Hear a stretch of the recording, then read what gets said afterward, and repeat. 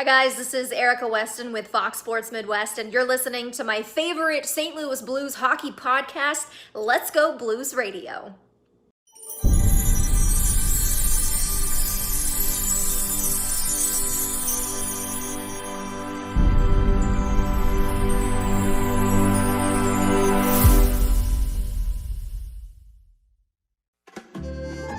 Support for Let's Go Blues Radio is brought to you in part by Manscaped, the very best in men's below-the-waist grooming. Oh my God. Get 20% off and free shipping with promo code LGB at manscaped.com. Look good, smell good, feel good with Manscaped. As the world's only personalized vitamin platform based on a health assessment and your DNA, ID Life provides its members with high-quality ingredients backed by pure science. It's science. Check out rockinthatidlife.com and speak with Dustin about how you can reach your goals today. That's rockinthatidlife.com. Welcome to Season 9, Episode 21 of Let's Go Blues Radio. We're the often imitated, but we are never duplicated. The original St. Louis Blues hockey podcast. Support for Let's Go Blues Radio is brought to you by Manscaped, the best in men's below-the-waist grooming. Get 20% off and free shipping at manscaped.com with promo code LGB. Look good, smell good, feel good with Manscaped. And by ID Life, the world's only truly personalized vitamin platform based on a health assessment of your DNA. Visit rockinthatidlife.com for more information. That's rockinthatidlife.com and get 10% off by texting Dustin at 636-393-8745 and tell him Let's Go Blues Radio sent you. We're broadcasting live on Wednesday, February 3rd, 2021. This is franchise episode number 287 all time. Your hosts tonight are yours truly, Curt Price and Jeff Ponder. Bill Day will not be with us this evening. He is on assignment. For your listening pleasure for the next little while, we'll be talking St. Louis Blues hockey, discussing the current two-game series versus the Arizona Coyotes. We can talk about how terrible the Ducks are, maybe a little Justin Faulk talk, the upcoming series versus Colorado, and more good stuff. Faulk Talk, that'd be a pretty good podcast name for if Justin Faulk were ever to start one of his own. I'm actually already taking it. I'm going to go ahead and take it now so that way when he retires, I can just be like, hey, join the show. We've already got a podcast started. FaulkTalk.com. Buy it now. Mm-hmm. It's going to be gone soon. I'm buying it. I'm buying it. It's mine. To interact with the show on social media, we're on Facebook, Twitter, and Instagram. Just search for Let's Go Blues Radio on those platforms and you'll find us. Our social media info is all posted also at letsgoblues.com, where you can also find past episodes of the show, browse the fan discussion forum, and visit our shop where you can get some awesome St. Louis Blues themed t-shirts and stickers that help support the show. We are dual live streaming right now on YouTube and Facebook, so thank you for joining us. If you haven't already done so, please subscribe to the show. You'll get notifications when we go live. And if you're listening on the podcast, feel free to check out our live video streams next time so you can see Jeff's pretty face. Jeff, what's going on? It's a pretty face. I mean, now it is. You shaved it. You shaved and you got a haircut. I was going to say, not as, I don't know, the long hair, the flow, I miss it. It was awesome. Okay. But I will say, not having to constantly flip it back while I'm working all the time is really nice. Could have gone. And plus, hats fit better. It's great. It's all about how the hat fits. You gotta. Exactly. Yeah. When you go to the barber or the stylist or whatever your pleasure is, what would you like today? I want my hat to fit good. That's the kind of haircut I want. That's where I'm at. Is yeah. I this hat actually here does not fit when I have the long hair. It's very strange because it's a little bit of a smaller one on me because I've got a massive head. So if I add anything into the top, it just does not fit well. So this hat was on the shelf for the last year. You just reminded me of Eddie from Christmas Vacation just there. About his metal plate in his head. If something, if I get hit, my hair just ain't going to look right. We have a contest reminder for you fellas who are interested in a possible free Stephen Walden print, which is an amazing print. We are giving one away on this show. And also Stephen is giving one away on his site, StephenWalden.com. It's a print of his Ozzy Osbourne mugshot painting where he's wearing a Blues t-shirt. It's pretty internet famous. And there are two ways you can enter to win. At StephenWalden.com, you can see that's StephenWalden.com. You can sign up for Stephen's mailing list at that address, and he'll select the winner from the list of those who are on his mailing list. Or you can enter to win through Let's Go Blues Radio on Twitter and Facebook. So if you go to letsgoblues.com, we got instructions on how to enter the contest on that site. So it basically on Twitter and Facebook, you're following and you're retweeting and you're tagging two friends. So that's the gist of it. So it's not hard at all. So, and if you enter on Twitter and Facebook, that's two chances to win our giveaway. And then also on Stephen's site, there's another chance to win the giveaway he's giving away. So that's a lot of words for how easy it is to enter.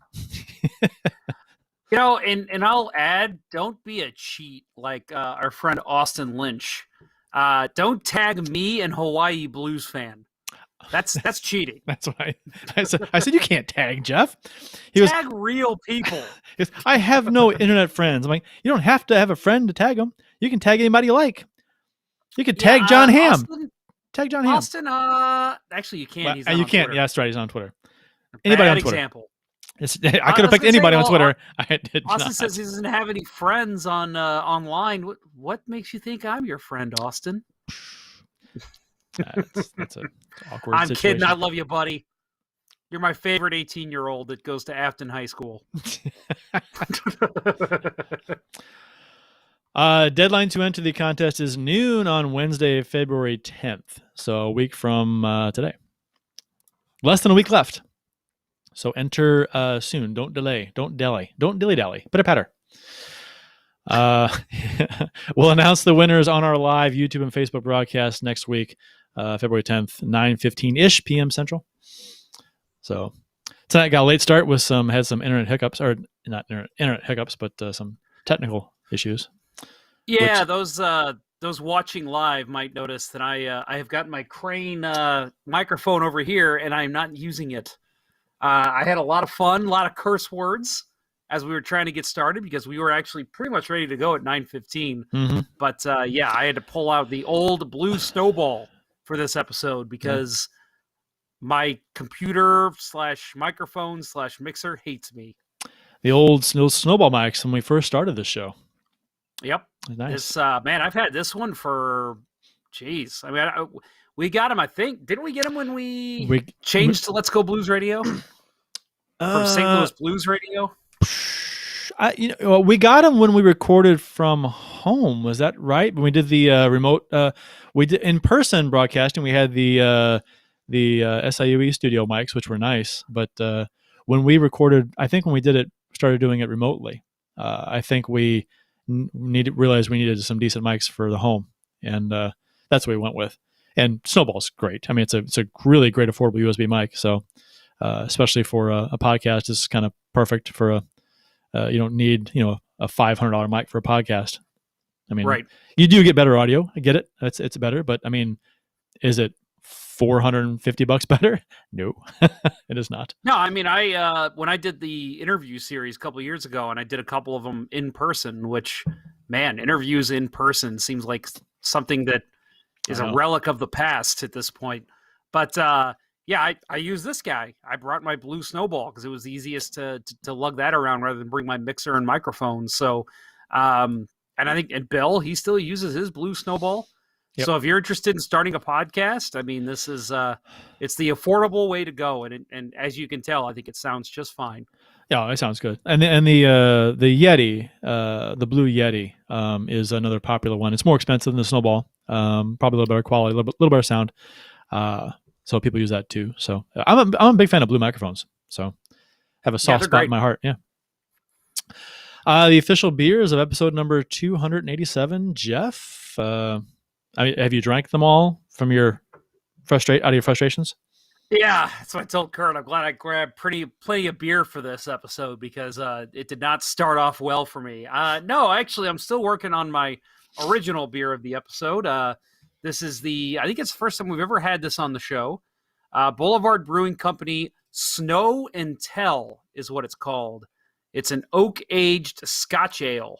So if you follow me on Twitter, the reason I'm drinking this one, well, first of all, I love Boulevard. One of the few breweries outside of St. Louis I mark as my favorite, but it's a Kansas City brewery, and this is for my Kansas City friends who have a big weekend coming up at the Super Bowl. So beat Tom Brady, God damn it.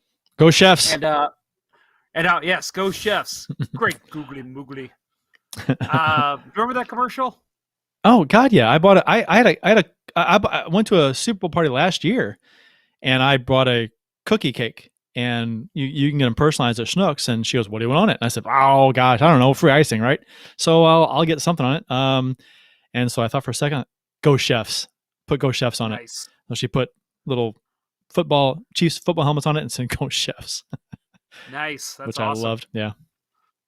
You got any plans for Super Bowl this year? No, I don't. I think Amy's coming over this weekend. I don't know what we're doing. Options are limited, obviously, with stuff being closed down in Illinois. I don't know. I mean, I'll probably watch the game. What time is it? It's like 5. What time is it? 5? 5, I believe. Well, there's a Blues game at 2, which is awesome. Yeah, it's perfect. There's a 2 Blues games. That's 2 to 4:30-ish. And then 5 o'clock is when the real coverage of the Super Bowl starts. Yeah. I think first, I almost said kickoff is 5:30 or so. So no, that's I love it. When I saw there's a 2 o'clock game, I'm like, that is fantastic. Yep. Yeah. So I don't have any specific plans. I don't know. I'll do something. I'll have all my kids that evening, so we'll do something fun, something football-y. And watch the football. I watch the Chiefs, and we're rooting against Tom Brady. I don't care who be. I don't care. I mean, it's the Chiefs are in. I'm happy for Missouri and Kansas City, and hope they win. But it really didn't matter to me who was in it. As far as like being against Tom Brady, I'm rooting for whoever is playing against Tom Brady. So, and it's just even better to the Chiefs. So, I'm not a Brady fan. Not a Brady fan. Not a Brady fan. I'm Chiefs are probably, I guess, my second favorite team. I'm a Packers fan, so I'm sad to see them lose to Brady, but hopefully the Chiefs will bring it home again for 2 years in a row. The Chiefs are fine. I'm just not a fan in particular. I'm a Cardinals fan, Arizona Cardinals fan. Always was a huge fan when they were here a long time ago. Been a fan ever since. I hate the Rams, even though I rooted for them when they were here. They left. Fuck them. Yep. Different circumstances too between the Cardinals leaving and the Rams. So anybody that says, "Oh, you're for the Cardinals," they left. Completely different situation. Completely different. Bidwell wanted to stay here, and he couldn't get a new stadium built. They wouldn't, So Kroenke couldn't wait to get away. Different story, completely. Beer of the episode. I think you've not given yours yet. Yes, I have not. Mine is. I think I've had this on the show before. From Schlafly, St. Louis Brewery, the first St. Louis craft brewery, Mexican chocolate stout from Schlafly. One of my favorite stouts this time of year. It was part of the stout bout from Schlafly that I found a bottle of the Mexican chocolate stout in the back of the fridge. So I'm having that this evening, which is it's quite good. It's even better on draft, which most beers are, in my opinion. I like draft beer better than bottle beer. Do you care, Jeff, if it's bottle or can? Does it matter to you? Or do you, not so much. I mean, if I have the option, I typically choose bottle. If it's like, I get single speed a lot. That's kind of my good sipping beer. And that's a can. If it's typically when I go, it's can, but if I see it in a bottle, I'll grab it in bottle. I can't do beer in a can. It reminds me of when I was married and going to my father-in-law's house, and he'd ask what kind of beer I wanted. And I said, "What do you got?" And he goes, "Well, I got Keystone and Milwaukee's Best." Whoa! So I'm like, "Well, give me a Keystone, I guess. I don't know. Surprise me, whatever. I'll take a specially lined can." I can see why you got a divorce. No, but it was no, he was a good guy, but is a good guy, but no, it's just funny because they're cans, and I associate cans with bad beer. So even though that's not the case, I mean, there's great beers in cans, but I tend to pour the beer out of a can into a glass if I have canned beer. Yeah, I always do that, even with the bottles. That's what I do. Yeah, if I'm caught drinking a beer in a can, you know that's like a last a last. Call me a snob, I don't care. That's like, oh wow, he couldn't find a glass. There was nothing on draft or anything. Yep. So I was caught in a between a rock and a hard place. I'm drinking beer out of a can. You know, I don't know why, but when you were getting ready to tell your story about your ex-father-in-law, for some reason, the first thought in my head was he's going to say Rolling Rock. All I got's Rolling Rock. You know what? I drank the crap out of Rolling Rock in college. It was bet. it was cheaper, and it was I don't know, it was okay. I haven't had it since college, I don't think. In college I was a Rolling Rock guy. A lot of Honey Brown too. You ever have Honey Brown? Oh yeah. Yeah. Oh yeah. I drank a lot of that in college. I didn't drink the cheap stuff in college. I mean, well, that's not exactly expensive beer either, but it's not Bud Light, and stuff like that. It's or the Beast or whatever. That was weird. I didn't do that. I didn't buy Bud Select in college. I don't know why. Today in Blues history, courtesy of the @SCL Blues History Twitter account, February 3rd, 2021. Today's date, February 3rd, 1977. Bernie Federko scored his first NHL goal on the first NHL assist by both Rick Bourbonnais and Brian Sutter. Bourbonnais, is that pronounced that right? Bourbonnais? Yeah, that's correct. Bourbonnais, that's what I thought. Rick Bourbonnais and Brian Sutter in the St. Louis Blues 5-4 loss versus the Boston Bruins. Lineups from this game program did not have any of the three listed since they were just called up. So I guess the program for this game was printed before those players were called up, so they weren't in the program that night. So Bernie Federko's first goal, assisted by Rick Bourbonnais and Brian Sutter, which was their first NHL assist as well. That's pretty cool. Yeah, so that means if you read again the was it My Blues Note by Bernie Federko, he talks about that, how the three of them were basically in Kansas City together, top line. That was the Blues affiliate at the time. And then they all got called up together, and they all played on the fourth line in St. Louis, and obviously had a good showing in their first game, or first couple games. I think they all went back down one more time, but then they came up and they stayed. So, again, My Blues Note, Bernie Federko, a really fun read if you haven't read it yet. February 3rd, 1988, Doug Gilmour scored a goal and assisted on a goal by Brian Benning. Greg Millen pitched the shutout. Blues win their franchise-high 7th straight win in a 2-0 victory over the Minnesota North Stars. So at that time, it was the record, 7th straight. It's been bested since a few times, more than a few times. It's 11 now, right? They won 11 in a row. O'Reilly's overtime goal got us 11. Toronto. A couple years ago, yeah. Yep. February 3rd, 1997. The world's largest backwards blue note was removed. Another A+ move by St. Louis Blues marketing department led by Jim Woodcock. So it's interesting. And we've talked about this before. I don't remember this thing.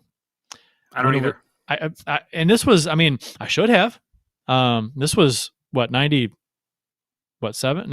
97. So it was there for a little bit, and I should remember this. But it's funny because the note hung from the ceiling during the games, and it cost the Blues $40,000, $30,000 to buy it, and $10,000 to install. It was supposed to generate $500,000 in concession revenue. The theory was that fans would come early to the games to see what a marketing exec billed as the largest blue note in history. The problem is the blue note painted at center ice was larger, and one of the two blue notes was backwards. So, and the players would skate through this thing as they entered the ice. You know how the Sharks skate through the shark head as they come onto the ice? Same concept. They'd skate through this large blue note, had two blue notes, one on each side, and they'd skate through it and out the other side. And I don't recall this at all, like I said, but I look at that and I say, there's probably a reason I don't remember this. I think it's something I wanted to block from my memory because that was just, that's the era of the clown jersey and that kind of bullshit that the marketing ploys we used to see in the 90s from teams. Yeah, the fact that this is supposed to generate revenue from concessions because we're going to... Who's going to show up early? Hey, I got to see that giant blue note before the game. It Who looked. the fuck cares? It was about what? It looked about 10, 12 feet tall, something like that. I don't know. And the world's largest blue note, but the one at Center Ice was bigger. I guess this is the largest physical blue note, not painted. Although this is painted. Whatever. That's so weird. You know what? Marketing.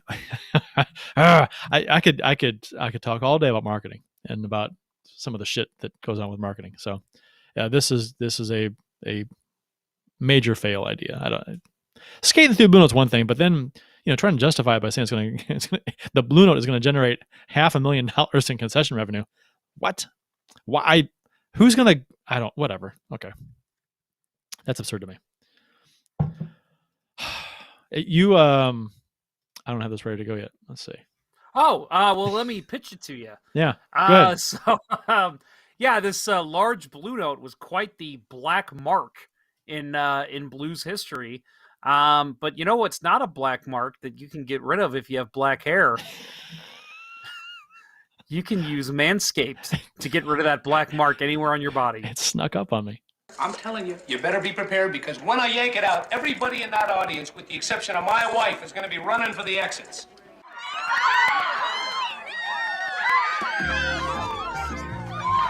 Are you ready for some football? The biggest game of the year is upon us on February 7th in Tampa, and it's time to get your balls feeling super.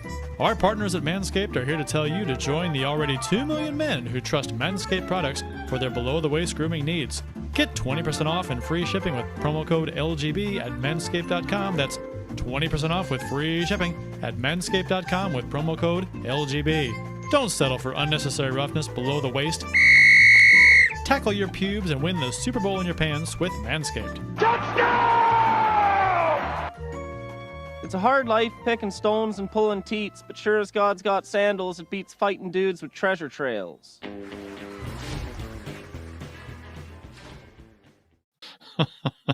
It's a whole new balls game this Super Bowl, guys.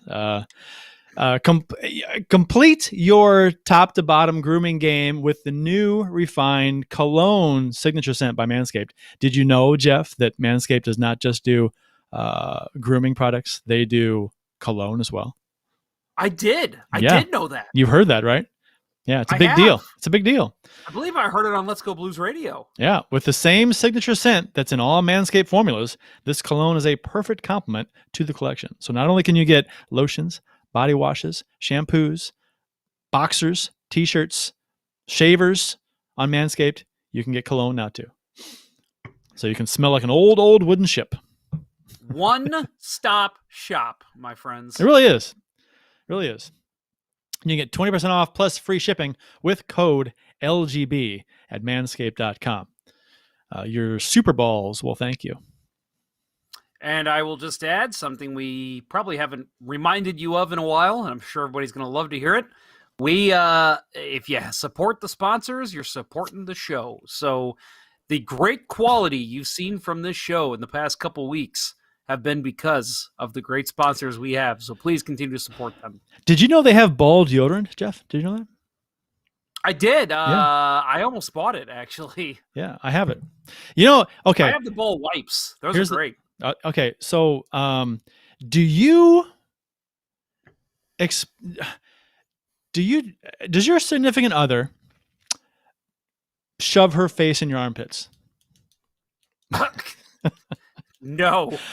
You wear deodorant on your armpits, right? Yeah. All right. So I see where you're going, and she doesn't put it down there either. but for those guys who want women to do that, why would you not want to get the deodorant for your balls? That's a stretch. Very good point. A stretch. Wow. Yep. I mean, well, I mean, it's a pretty fucking good question, to be honest. I mean, it's, if you're expecting one thing, it's like, well, I'm not gonna take care of myself downstairs, but I expect you to go down there. Come on. Take care of yourself. Maybe next time. What I'll do is I will say, hey, if you don't do that, you got to put your face in my armpit. Because you wear deodorant there. Why wouldn't you wear it below the belt? I mean, you know what I mean? I mean, don't act like your balls don't stink, because they do.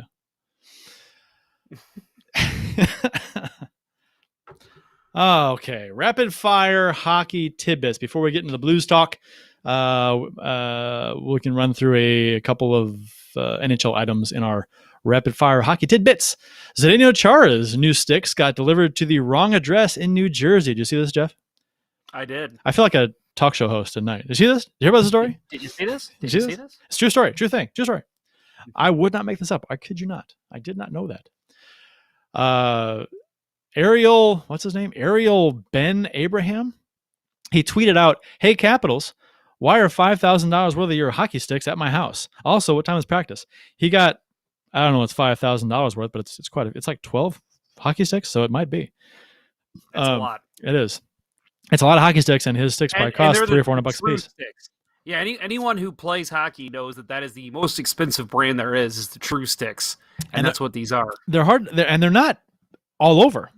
Probably because they're so expensive. Yeah. They're shipped from overseas. It's kind of a big deal too, because Chara uses the brand name True that you can't go to Johnny Mac's and get these things. They're closed now, aren't they? Johnny Mac's or whoever. And not that they would have had those in Washington anyway. Right. But that's true. That's a good point. Well, I'm just talking about local guys. You can't go to Johnny Mac's and get a True stick. It's not. You can't go. You can't buy it off the shelf necessarily around here anyway. Or in the U.S. I think Pure has them. Pure Hockey has them. Do they? Not 67-inch long ones, which is what guarantee they don't have those. Char requires, or if he's so tall, he has a special exemption to use a longer stick, so he has them custom made. So he can't just go out and buy a stick to use or borrow a teammate's sticks before the game. He can't do that. So he has to use special sticks because he's so tall, and they didn't get to him, so he needs the sticks. So he's apparently the man who got him is going to get him to Chara, and he's being a good sport about it. So that's kind of I don't know how that happens. The address on the shipping label was correct, and they still sent him to the wrong place. Tony DeAngelo was waived by the Rangers. He cleared waivers. Did you hear about this, Jeff? Hear about the story? I did hear about this. DeAngelo was waived for being an asshole to his teammates, more or less. He got into a fight with teammate Alexander Georgiev after Saturday's 5-4 overtime loss to Pittsburgh, and that was the final straw for the Rangers. Defenseman Keandre Miller apparently broke up the fight by punching DeAngelo. DeAngelo apparently was an ass to Miller as well, so Miller got a free shot there and took it. Good for him. And my cousin and I talked about this the other day, that in a situation like this, where if you're Miller, for example, you've got a shot, you got a free shot at this guy because you see a fight going on, you're breaking this up, DeAngelo's been a dick to you, you got a free shot. You can cold cock him, and you're breaking up a fight, right? More or less. So, and because that's you ever play in a hockey game, Jeff, where there's a little brouhaha going on, a little Donnybrook, okay, and you got somebody's taking liberties with one of your players, okay? You got a free shot to lay him out. If he's like on top of him, headlock, whatever, you can take him out. And so there was an incident, one of our games a long time ago, somebody was wailing away on somebody else, and my cousin got I was 20 feet away, 30 feet away, and he got a running start, and he just lit him up. So it was a free shot because the guy's being a dick. So, I won't lie that I may have partaken in a free shot before. You get your free shot. There was a guy who had been messing with one of our better players. This was back in I was probably 18, 19.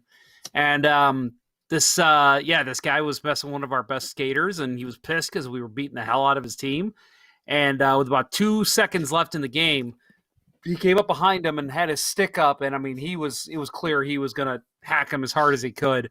We were all on the bench and we start yelling, Kevin, look out, look out, look out. And he luckily turned around and right at the perfect time and saw him and just kicked up his foot where it got him right in the skate. So it still hurt like hell, but at least he didn't get him in the back of the leg. And it was the only time I've ever done this. I said, nope, that is not happening. I jumped off the bench and I just went after the dude. So my buddy Kevin had gotten on top of him and, kind of wrestled him to the ground. And as Kevin's standing there, I come over and I just pop him right in the face as he's like laying on the ice. And I just go, "You don't fucking do that to my teammate." And Kevin's like, my buddy Kevin's like, "Dude, I had it." I'm like, "I know you did, but he deserved it." So yeah, I've definitely done that before. If you're going to be a dick and take liberties with people on the rink, you better be aware that someone on the team gets a free shot. I mean, you started it, so Yep. Payback's a bitch. Mm-hmm. While D'Angelo had just signed a 2-year, $9.6 million contract extension this past October, so he has essentially played his last game as a Ranger. They're going to look into trade options with him right now. So this is what a mess. And he had a good year last year. He was, he got a nice contract. I mean, I was getting ready to say someone's going to get a good deal, but he's an asshole. I mean, he's a dick. What? Why would you want to bring that toxic player into your locker room? People talked about Hoffman. Oh, he's toxic. His girlfriend's whatever.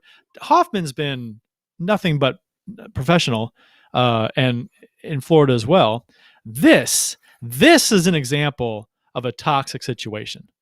Starting fist fights with teammates, harassing teammates, causing problems with teammates. This is something you don't want to bring into your locker room. So who does take him? I wouldn't want him. That's not even. I wouldn't take him for free. I don't want him for free. I mean, the shitty posts on social media, the stuff he said in interviews. I mean, he's a sexist, racist asshole, and I don't understand if anybody takes him, that GM had better hope that it turns out to be the greatest deal of all time, because that would be fire worthy if you get a guy like this and then you see the same problems happen with the new team. He is technically on New York's taxi squad. Rangers GM Jeff Gorton said D'Angelo will stay at home until the team can work out a trade. And like you said, Jeff, he does have a history of disciplinary issues. He was suspended twice during his junior career in the OHL, including for violating the league's policy covering homophobic, racist, and sexist language and abuse of officials. He also was suspended for 3 games in 2017 while with the Coyotes for physical abuse of officials. Great guy, D'Angelo. Good guy. Wonderful dude. Yeah, sure. Right. Get his ass out of the league. If this is, and not trying to say anything bad about him, but if this was Alexander Ovechkin or if this was Sidney Crosby, I could see the leagues doing everything they can to keep him in the league and say, we need to work with you. We need to teach you proper conduct. I'm sorry, this guy, he's an asshole through and through. I would be fine if he never played another NHL game. I wouldn't take him for free. Actions have consequences. No. Actions I agree. have consequences. He made his bed, so he's got to sleep in it. Yeah. I think it should be. I mean, he's obviously been blacklisted. Well, I don't know. I wouldn't say blacklisted, but he's nobody wants him for. They could have had him off waivers. So whatever. The New Jersey Devils now have 10 players on the COVID protocol list. So another week, another team. This is, this is going to be the case the rest of the season with every week another team's going to have something. The Blues already didn't have it themselves, but Vegas did. So they had to postpone a game. And the Devils are in that same boat right now. That let's give credit where credit's due. Was it Blue Note Backer? I can't remember who it was who tweeted Petro got coronavirus. No, that was Thomas the Tank, ex Fabry's hair. Oh, is that who it was? Yeah, I think so. Yeah. I think so. That's one of the best tweets of the year. That was pretty good. Congratulations. I replied to him and said, "This is your best tweet." Yes, I think I said the same thing. Yeah, he got coronavirus. So coronavirus. Pretty good stuff. That was very clever. Well played. Well done. Yeah, and we said this last week. This is going to be something in our NHL tidbits every single week. No shock here. Hopefully everybody comes out of it okay, and Devils can get back and hopefully they haven't spread it to anybody else. And as you said, we're going to talk about the Ducks here in a minute, but I want to go ahead and call reference to the I thought it was strange, real quick, talking about the Golden Knights postponed game last week. Mhm.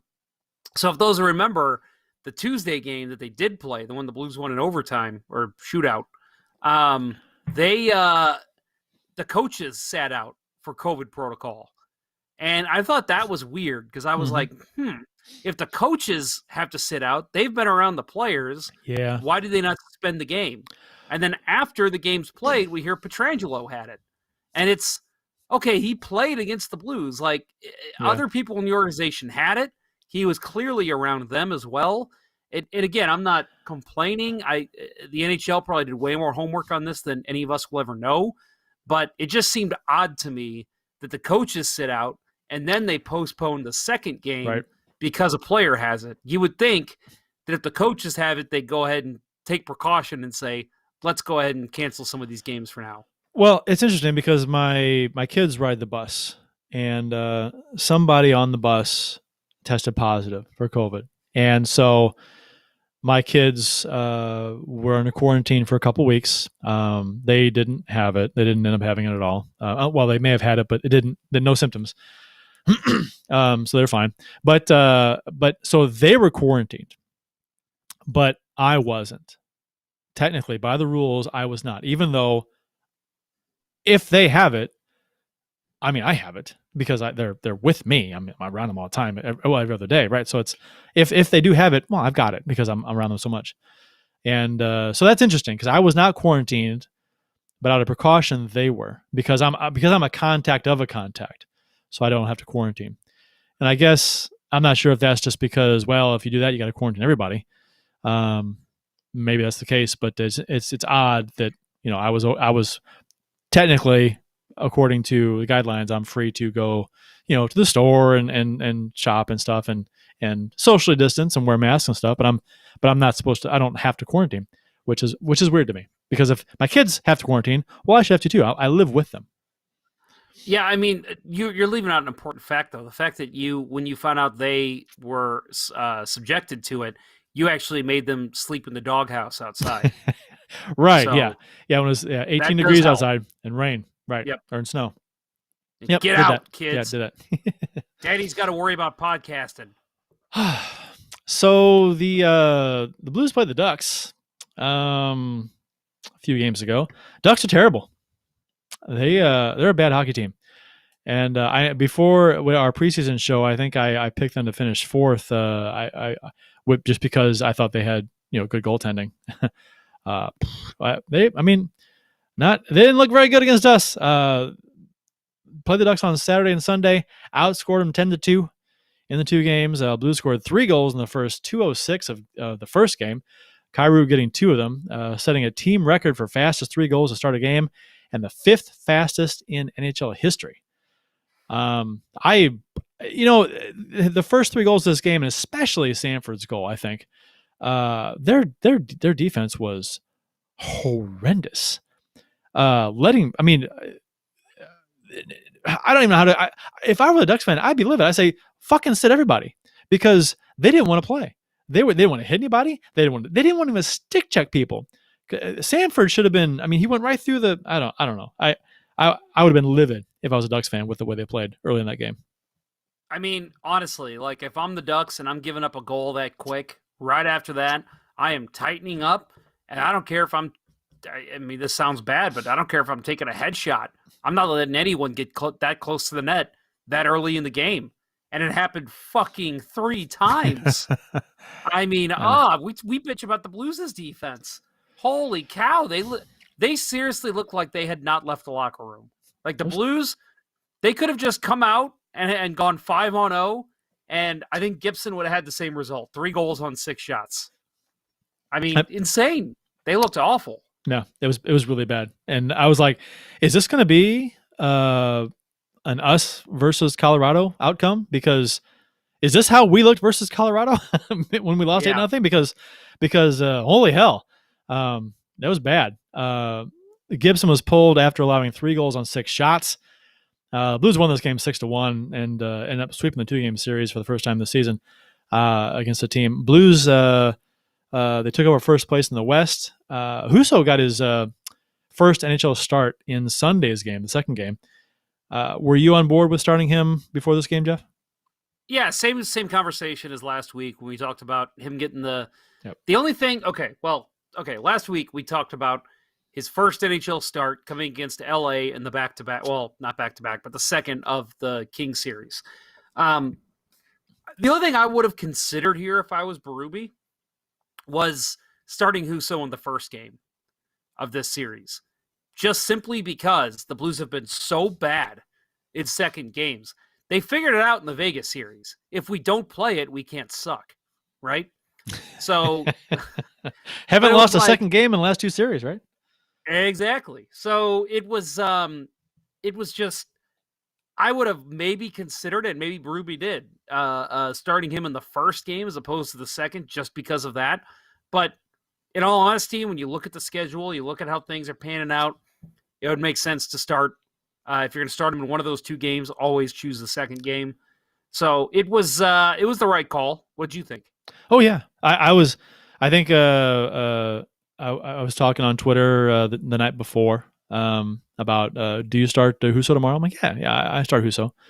I think if you're not going to start Husso in the second game of that series, when are you going to start him? Because we had two games coming up against Arizona where you're going to start Bennington, and this is the second game, back-to-back nights. Even though Bennington didn't get a ton of work in the first game, if you're not going to start Husso in the second game of back-to-back nights against a terrible team, you're never going to start him. Unless Bennington is just exhausted. So you had to put him in, get his first NHL start, and see what you got with him, because he had a bad outing. His last out, it didn't play very well. So and fans were down on him. They wanted him traded after 4 periods of hockey. So I don't get it, his first NHL win. Sorry, but he's just got to. No brainer to start him, I thought. Real quick, let's get to a couple comments here. Austin Lynch says he uses the snowball for streaming and he loves it. Go ahead and throw up your stream tag thing there, Austin. I think you're on Twitch, right? That's Austin Lynch. He'll throw it out there for a minute for anybody who's interested. Jesse Hill says Ducks defense equals worst in the NHL, and I think we can. It's funny because just a couple years ago. And for anybody here who might know of or listens to the Puck podcast, both friends of the show, the hosts of that, Doug Stolhan is a big Anaheim Ducks fan. And it was funny because you hear him talk, and it was when they made the Sammy Vatanen trade, when they were talking about trading Hampus Lindholm, it was always, they've got so many good young defensemen to spare. They need to go out and get offense. So yes, trade these young defensemen, and just, Shea Theodore was another one. Let's just see them make these moves and get some offense out there. Now it's like, okay, I think you traded too many. I think you let too many of those guys go, because my God, they are awful. Okay, so let's talk about that. Anaheim's worst defense in the NHL. I don't know about that. I'm just looking at numbers here. So they've allowed 28 goals in 11 games. Vancouver's allowed 48 in 13 games. Ottawa has allowed 48 in 10 games. They're allowing almost 5 goals a game through 10 games. Yes, but let's also factor in that the goaltender in Ottawa has not been as good. Gibson has been amazing. Right. And that again, that's why I picked them to finish fourth, because I thought it was a toss-up, and I'll go with the goaltending. So I'm not sure if that's going to happen or not. Matt Murray has been atrocious to start this year. So, Edmonton has allowed 43. Detroit's allowed 40. Pittsburgh's allowed 37. So, and actually Anaheim has, they're in the middle of the pack as far as goals allowed. But, yeah, their defense was like Swiss cheese. Well, you accompany it with the fact that they can't score goals either. Right. They have Max Comtois, the other young kid, I'm drawing a blank on his name right now, but they've got a couple guys that they thought were going to be breakout stars this year or next, and it's not turning out that way. You're playing David Backes that says something bad about your offense. They're only 1 point out of fourth. Granted, they've played 4 more games in Vegas. But yeah. So, but anyway, they're ahead of doubt. They're ahead of. Well, they've played 2 more games in LA, 2 more than Arizona, 3 more than San Jose. I have a feeling that once these teams catch them in games played, they're going to be near the bottom. We'll see. Jesse Hill, Ottawa is Murray. Yeah, 100% agree with you. I mean, their defense isn't great, but yeah, Matt Murray has been awful outside of Pittsburgh. Then we've got, here we go. Sean Nolan says shots against. I think he's wanting you to look up shots against. Who's faced the most shots? If you still have that open. Oh, I didn't have. I said the standings open. I can check stats. Go ahead and we'll add real quick. Dusty Road in the YouTube chat. Do you think the league will shorten the season with all these postponements? I'm going to say no. And Curt, I'm going to go ahead and speak for you, and I think you agree. Because I think that the league built it into the schedule. They purposely have spaced games out enough. Yep. And I think they're planning on having a pretty long break. Let's just say that there's no more postponements at all. If you go from the regular season to when they want to start the playoffs, I'm pretty sure that they've got a pretty large break scheduled in. So that way they can move those postponed games to later in the season. So yeah, you'll start seeing those games get played. But yeah, I think 56 games is where it's going to stand the rest of the year, no matter what. As far as shots against goes, Anaheim is 14th, the middle, 14th, middle section. They've allowed 30.2 average per game, and worst is Vancouver, 36 shots against per game average. So we've actually allowed more shots per game than Anaheim. We've allowed 31.8. Yeah, it's not been good. No. Take a guess who number 1 is. Least shots against per game average. Is it a surprise? It's not, and it's not because they played fewer games either. It's not like San Jose or something. I'm gonna say, oh boy, I'm gonna say Pittsburgh. Boston. 23.4 shots per game average. That's good considering they lost 2 major defensemen this summer. Right. Pittsburgh's actually you're close. Pittsburgh was let's see, 6th, 27 shots against per game. So you were close. Play a good team game. Yeah. My mother commented in the Facebook chat. I think Curt, you're going to enjoy her comment here.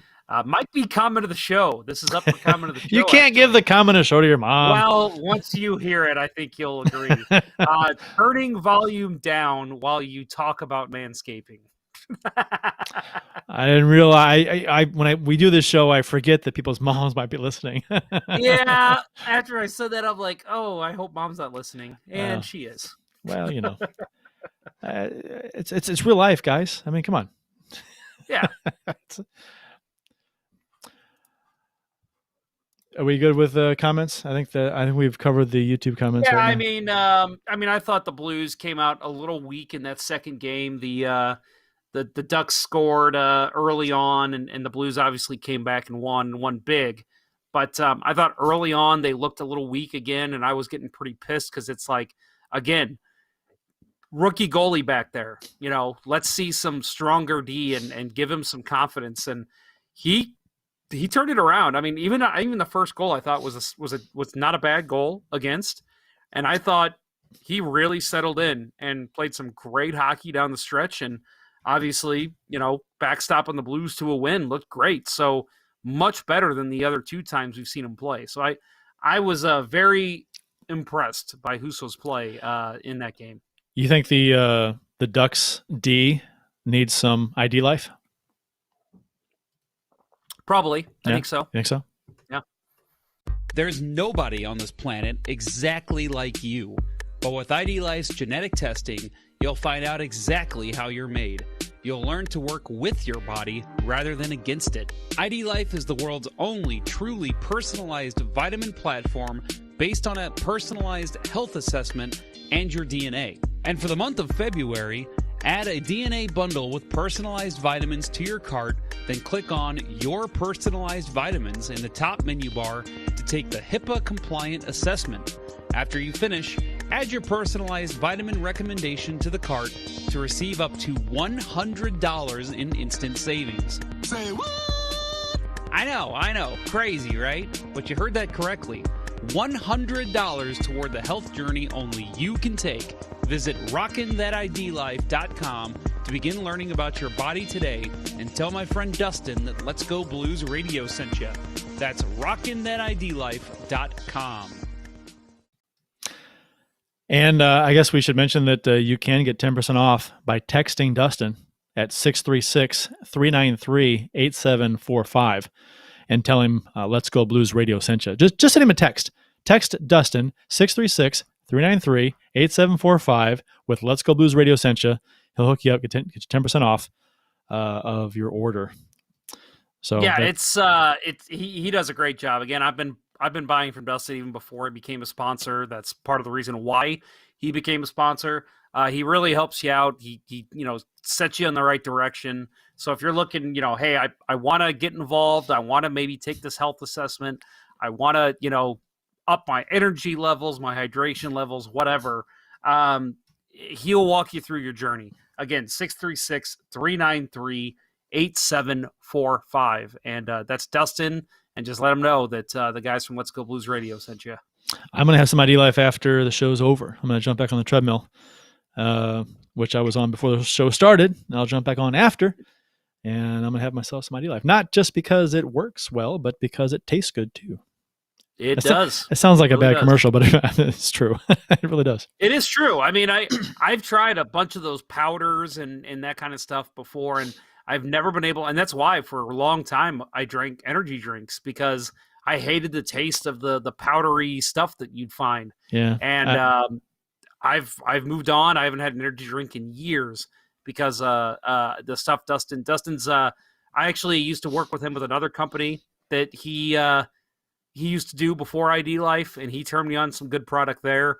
And now he's obviously moved on to ID Life, and it's a match made in heaven, because the stuff that he sells there is fantastic. So yeah, again, his name's Dustin, great guy, always willing to help. And again, a good friend of Let's Go Blues Radio. I don't like energy drinks. I've had, I think the gist of my Gatorade and Powerade are things that I've had, not too long ago. But I don't do the canned energy drinks. I don't know what they're called even. Those high caffeine canned drinks, the Rockstar and the NOS, or whatever they're called. You ever do those, Jeff? I never have. The ones that I liked was the oh my gosh, they're in a white can. I'm drawing up Monster? No. Yeah, Monster Energy. Monster Zero. Monster Zero. Yeah, it was like zero sugar, but it was like full of everything else. And it just, again, I talked about it last week, fake energy. Yeah. It would energize me for about 2 hours and it felt great, but then I would have this awful just drop and I would just feel like napping. Maybe working from home now wouldn't be so bad, but back in the day in the office, it was just like, I can't sleep. Where am I going to sleep? I can't curl up under my desk. And those things aren't, I mean, I never really had them, but they're not good for you, are they? I mean, they're not, no, they're terrible for you. Awful. I know Too much of anything is bad for you. Some people drink those things like crazy. And I'm like, God, you're going to die early. My sister used to get the big packages at Sam's, and she'd go through them in 2 weeks. And I'm like, man, she's like, well, there's zero sugar. I'm like, yeah, but there's 500% of your daily intake of everything else. Yeah. Yeah. Anyway, I can't comment on the taste. I never really had them, but I've just heard bad things about them. Not as far as the taste. Some people love them, but not for me. Taste wasn't awful, but for me, I've gotten away from soda almost 100%. Me too. And obviously energy drinks. So it's like every now and then I'll have a Dr. Pepper, and I'm like, yeah, this still tastes fine. But I'll have an energy drink, and I'm like, ugh, this is awful. I'll do the beer, and I'll do water. That's about it. And of course, ID Life. And of course, ID Life, yeah. Which is, you add water to it. It's mostly water. Yeah, mostly water. Mostly water. So the Blues beat the Coyotes last night 4-3. I thought this was a pretty interesting game. The Blues got off to a horrendous start. I didn't play well for the first 13, 14 minutes of the game at all. Being outshot 11-1 at one point, trailed 1-0 midway through the first period on a goal by Christian Dvorak. Every time I see his name, I think Radek. Every time. Every time. Every time. Here. Every time. That's his dad, right? Is it his dad? Okay. I think it is. I believe you. Just to be sure. I believe you. Nice play. Real strong on his stick as Dunn was defending Dvorak or trying to, and was unsuccessful. If you watch the replay, Dunn tries to kind of check him and kind of stick check him as well, and Dvorak just didn't move. He was like a stone wall. Dunn kind of hit him and kind of bounced off and couldn't get his stick, and it was a nice play, nice little backdoor deflection. Not related to Radek Dvorak. No? Okay.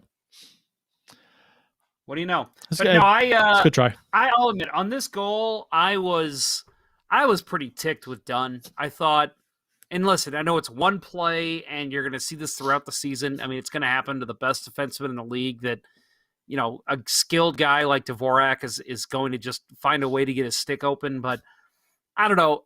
Dunn was draped on him, but I mean, you got to tie that stick up. I feel like he didn't even try to lift his stick or come down on his stick. It looked like he was bodying, which is great, but you've got to tie that stick up because a good player, even if he just has one hand on his stick, is going to be able to direct that towards the net. So I wasn't happy with Dunn. And now, again, I'm not saying I would have sat him or anything, but I would have been like, okay, one more play like that, and I may consider benching you the rest of the period. But he played fine after that. I thought, I mean, he did try to get stick on stick. He did get stick on stick. He didn't stick lift. He chopped down. And watching the replay, because like it's what we do. We look to say, okay, why did that goal happen? Who's at fault? Or are we giving full credit to the team for making a really nice play? What's the deal? And analyzing this play, I think if I'm going to fault Dunn at all on this play, I think it's going to be not anticipating Dvorak breaking down the middle. It looked like when Dvorak broke down the middle, it kind of surprised Dunn, and and he tried to get after him, and he was a step behind. I think to me, that's where I would put the blame on him, because then Dvorak had position on him, inside position, and then Dunn had to try and check him from the backside when the puck was coming from the direction. So, and he did try and check him, but if you look at Dvorak, I mean, he's braced, he's leaning towards Dunn. I think he knows the hit's coming, and Dunn hit him and tried to stick check him, but Dvorak was solid. Yeah, and I guess you can make an argument that Dunn could try and be stronger, stick lift him, slash the stick in half if he has to, right? Right. But take a penalty for sure. Yeah, but I think, I think if I'm going to place blame on Dunn, it'd be earlier in the play, like not anticipating that Dvorak was going to do that, and then Dvorak got position, and then it's hard if you don't have position on a player, it's hard to reestablish, especially in a bang play like that. So. And I'll add, before we continue on talking about this game, I'm pretty sure both were right before this goal, but I made comment of this after the period ended. Braden Shen, I thought, looked like the guy that was like, okay, I'm going to break my team out of this horrendous play. And, going back to last season, the Arizona Coyotes, for whatever reason, were the streak breaker for the Blues.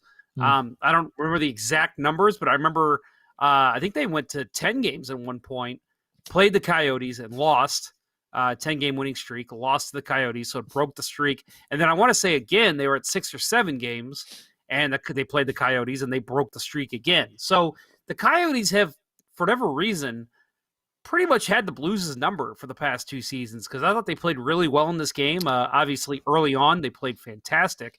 But Braden Shen, 2 monster hits right before this goal on the same shift. one behind their goal, and then one, I believe it was in the neutral zone, and it didn't get a lot of play because obviously the goal was scored. But I mean, a guy who just really seems to put his team on his back and try and be a momentum changer, whether it's with a goal, an excellent pass, a good defensive play, or a big hit. Braden Shen, again, we talked about it in the offseason. If you're not going to give the C to Ryan O'Reilly, who are you going to give it to? And it's clear to me that is Braden Shen. He's a team leader. I love the way he plays the game. And I thought, especially in the first 10 minutes of this game, he was the best player on the ice for both teams. And I mean that. Given how bad the Blues were and as good as the Coyotes looked, Braden Shen was all over the ice. I thought he looked fantastic. And Jesse, one more comment that I want to. Oh, go ahead. Jesse Hill's got a comment. Go ahead. Yeah, I was going to say, well, go ahead and finish yours because this is about done. Okay. Well, I was just going to add real quick. I thought to start the game, talking about shaky, the Blues looking a little shaky. I thought Jordan Bennington didn't look that good to start either. He had a couple rebounds that popped out right in front. It looked like he was battling the puck a lot. Like every shot, he was just trying to shrug off rather than actually try and make a routine save and cover. I thought he looked really rough to start, and I thought, oh boy, this is going to be a shellacking because Bennington's fighting the puck. The Blues are not skating. They're not getting to the loose pucks. The only guy on the ice who's doing that is Braden Shen. But I thought, again, maybe 8-9 minutes in, especially after this goal, Jordan Bennington really settled. And he started making the glove saves. He started pushing the puck to the corner and making the right plays. And that's what I love about him as a goaltender. I think even when he doesn't look good, he's still making the saves. He's just maybe not making them the way you want him to make them. But he's going to fight. He's not going to give up. He's not going to sit back and say, well, pass across the crease, I'm not going to move on it. He's still trying to do the right thing, and I love seeing that in a goaltender. He's got the best drive I've seen in a Blues goalie in a long, long time. And, again, I thought him coming up with the early saves was a big reason the Blues were able to come back and get the victory here. I just think the Blues are getting outworked. And it wasn't hard to do in that game because the Blues were not working. It didn't seem like they were working as hard as they should have been. Nothing was clicking. In Arizona, the stuff was clicking for them, and they were beating us to loose pucks. They were winning board battles. We weren't closing the gap in the defensive zone when they entered the zone. It was a bad combo all the way around. But Jesse Hill in the YouTube chat says that Dunn is the new Jake Allen, and I will buy into that completely right now anyway, because he definitely has his fair share of haters, and it's been that way for a couple of years. So, and you know what? Dunn makes mistakes. He's a high risk, high reward player. And he does. And this year he had a really bad start to the season until he was benched. He's played well since. But he was bad. Not just like little things, like major turnovers that lead to goals. So that was just, when people complain about Dunn, I'm like, I get it. But I think, it's quite possible he's a late bloomer. And as far as smoothing his game out's concerned, he's 24 years old, I think. So, I mean, he's still pretty young. I mean, it's not he's a older guy. I mean, if he was 27, 28, you'd be like, what the hell? This is who he is.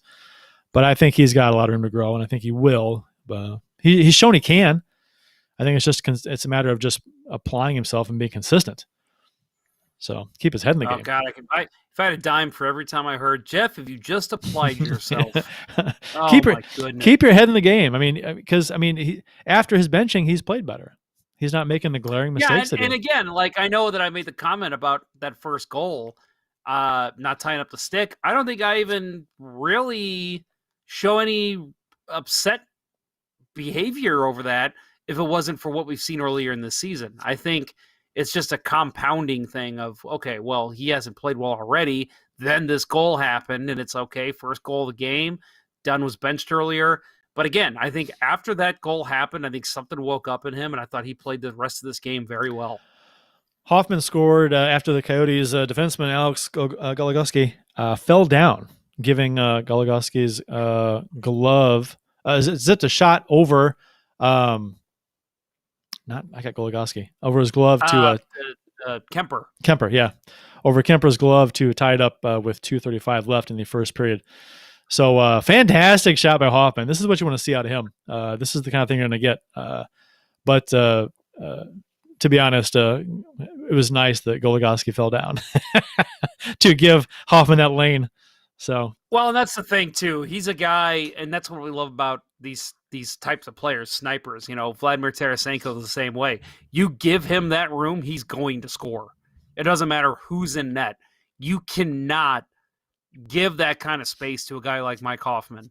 And he skated right down that right wing side and just blasted a perfect shot on Kemper. I mean, that's a grade A shot from Mike Hoffman. That's the best as it gets from him. And if Goligoski stays on his feet, maybe that opportunity never happens. But yeah, he had plenty of time to skate in, and he's a guy who's not going to dangle. He's going to come in, he's just going to snap a shot, and he's going to pick his spot, and that's exactly what he did. You know, Hoffman hasn't had, I guess, the number of goals you'd like to see out of him yet, because he only had one up until that one, and the one he had before this first one was a tip.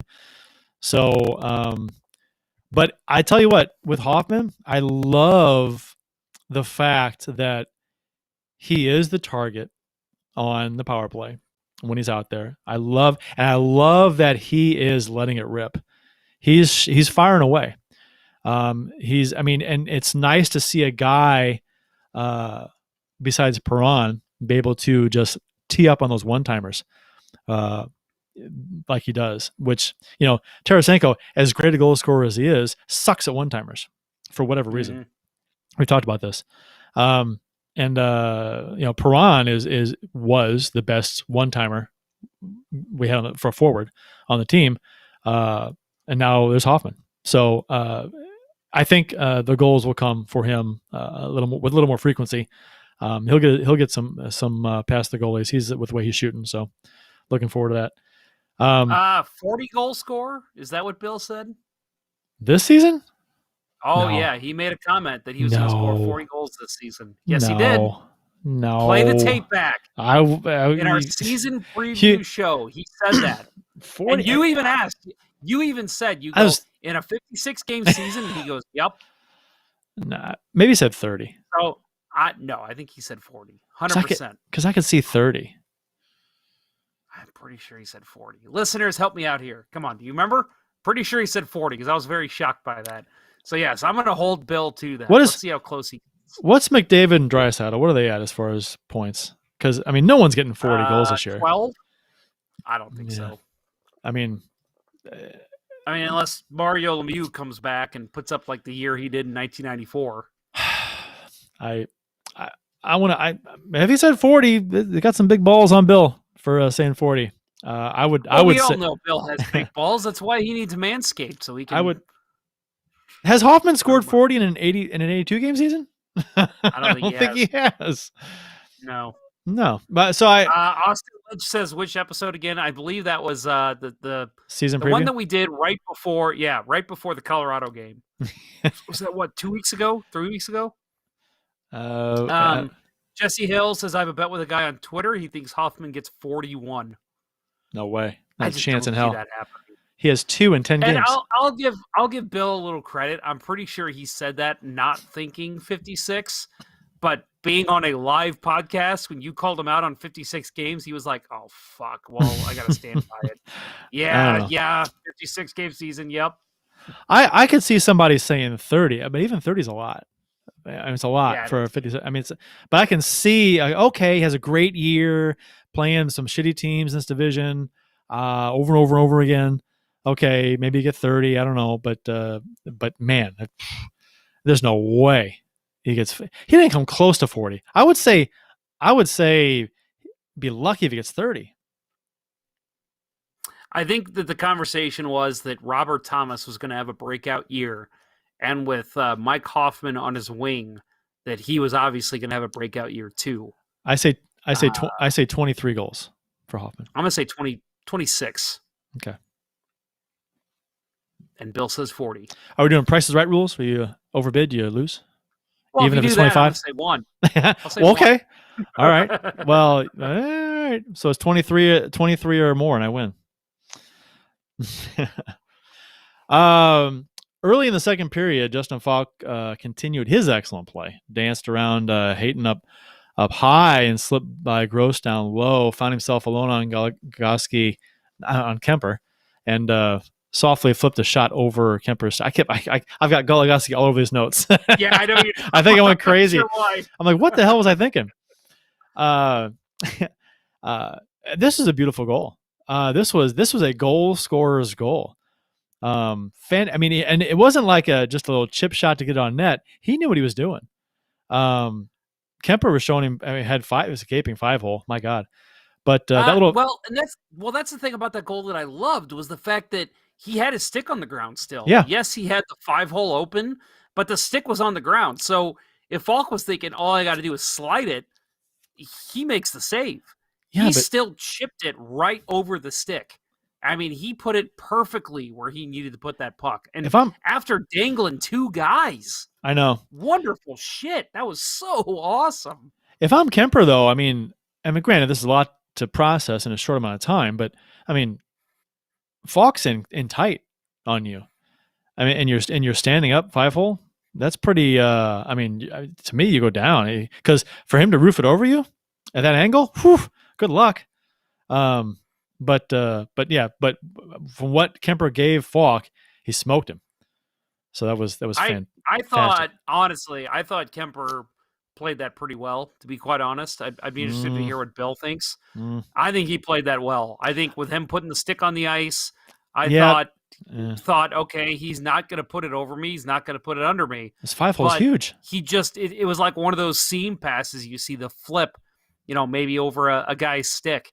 That's the kind of play that reminded me of. It was, just chip it just over the stick and put it between the legs. And that's what he did. I thought it was beautiful. All he's got to do is get it 6 inches off the ice and it's over the stick. I mean, if you go down, he's got to get it, 4 feet in the air, get it over his shoulder. So real quick, Kylo Rat, that Kerber call of the Faulk goal was phenomenal. Curt, I didn't hear it. Hear that? No, I didn't hear the Kerber's call. Oh my God, it was great. I'm drawing a blank. He referenced, I believe he referenced a movie, right? Kylo Rat. Help me out here. Put in the chat what it was. He repeated a name, but yeah, it was fantastic. I can't remember what it was, but yeah, it was. Kerber called that perfect. But now a beautiful goal. Yeah. Prettiest I've seen from Faulk in his entire NHL career, to be honest. And well, let's go ahead and read a comment here in the Facebook chat from Mr. Adam Gold. Where are all my Faulkomaniacs? The Faulk haters have been kind of quiet this year. That's what it was. Kylo Rat, because he was talking about basically how he charged through the middle. Oh, and he said, yeah. Barry Sanders, Barry. You know what? I just want to say how right I was about Faulk this offseason. How many people? I don't know how many people I talked to online, on Twitter, whatever. We talked about Faulk, and they wanted him gone. They said he sucks. He's awful. I said, yeah, he had a really bad year last year, but he will have a better year this year. I think he will have a much better season this season. First off, you're not going to trade him. His contract that he signed with the Blues hadn't even started yet. So they're not going to move him before his contract starts. That's not going to happen. And I said, he will be better this year. He should be better this year. I expect him to be much better this year because, I mean, he's a much better player than he was last year. And a lot of things were happening last year as far as new system, new responsibilities, whatever. So and the fact that he did seem to get better late in the season and played much better in the bubble, I thought, okay, that bodes well for the season. So, and I'll be damned. This season, he's been, now granted, I didn't think he was going to be this good. He's what? Right now, the season ends today. If the season were to end today, who's your Norris Trophy winner today? Does he get nominated? Oh, no. Faulk? No. He should. He should. No. He's a top 5 Not defenseman with right how- now. Right now. Not with how bad the Blues' defense has been. He has been a top 5 defenseman in the NHL right now by himself. Okay. Name me better ones. I mean, we don't have to, but I'm just saying. I'm just saying. I'm just saying. I don't want to go there. Thank you. Yeah, you're welcome. But he has been excellent. I mean, I can look up his stats, but he's Oh, he's been great. He's He's in the top for defensive scoring. Too. He's in the conversation for me for best defenseman this year. I mean, after 10 games. Now, granted, we have a long way to go. Long way to go. That could even out, and he could kind of come back to earth a little bit. But as of right now, I think he is in the conversation for Norris. Okay, Curt, you said that you called it basically. Help me out here. Let me. I'm gonna pat you on the back. Here. Oh, yep. Help me out here. Yep. Wait. Hang on. There we go. Good job. Okay. Good job. Thank you. Like I'm a dog. They pat me on the head. Everything's backwards. I'm leaning this way, that way. Yeah, I know. That's what I was doing too. I'm like, wait, it's the other arm. It's like everything's backwards, but my shirt reads correctly. How does that work? Yep. I don't know. It's magic. Makes sense. Internet magic. Dvorak actually scored again a few minutes later after Faulk's goal to tie it back up on the power play, and a very similar goal to his first one. I'm sorry. I am going to totally interrupt you because he found the clip. Austin Lynch has found the clip. You gonna play it? Of Bill making the claim. Oh, okay. Yeah, hopefully good. It plays well over my phone. Here we go. In Ottawa, and now he's a couple organizations away from that. If he has a season here where he plays with Robert Thomas and puts up, as I have boldly predicted, 40 goals in a short season. Woo, he did. Boom. He did. There it is. All right. He's right. It's on Bill. He's right. That's a haul. That's a haul of goals. Nice work, Austin. Yeah, Damn. good job. Good Our job. fact checker over there, Austin Lynch. You want to produce this show? Yeah, no kidding. Be an intern? Be a stats runner? All right, sorry. Continue on. No, that was good. That was worth it. That was awesome. And Bill joined the show for a few seconds. Yeah, Bill joined the show for a second. Yep. So Dvorak's second goal was eerily similar to his first one. Same kind of play, redirection behind the goalie, pass in front, kind of thing. Parayko had actually, I thought, okay, so if you wanted to criticize Dunn on the first goal, I'll criticize Parayko here. I thought he played this terribly. They're killing a power penalty. I get it, but he goes down to block a centering pass, which I thought was a terrible decision. Essentially took himself out of the play, leaving Dvorak alone in the slot. Where Schmaltz found him before Parayko could get back into position, and before Riley could get there to cover for Parayko. So I when I saw Parayko go down, I'm like, "Woof!" You just took yourself out of the play, and the puck, bing bang boom, it's around you, and the puck's in the net. So I thought that was a poor decision by Parayko to go down. I'm all for aggressive play. But that was bad. That was a bad decision. The go down like that, that's a play that I'll admit I do fairly regularly, but that's also because I played men's league and we face a lot of 2-on-1s and 3-on-1s. But on the on the penalty kill for the Blues, it's all about zone. It's all about covering the right zone and making sure that no passes can get through. And I get that he thought, okay, this way the puck's not going to get in front, but they got the extra man. They're going to find another passing lane, and they're going to work to get somebody else open. And, that's never the right play to me on the penalty kill. So, yes, I'm 100% with you. Yeah. And I think Parayko has just I don't want to say he's been awful, but he's not been as advertised this season. And that was a microcosm of his play. If you're going down on a play like that, you got to guess right. That puck has to be coming from him with a shot or a pass into your body when you go down. You have to. I mean, you can't be wrong, and you get burned, and they did. And I agree with you. I think Parayko, he had a number of maintenance days in practice where he didn't practice. So he's nursing something, and it's logical that whatever he's nursing or was nursing is affecting his game.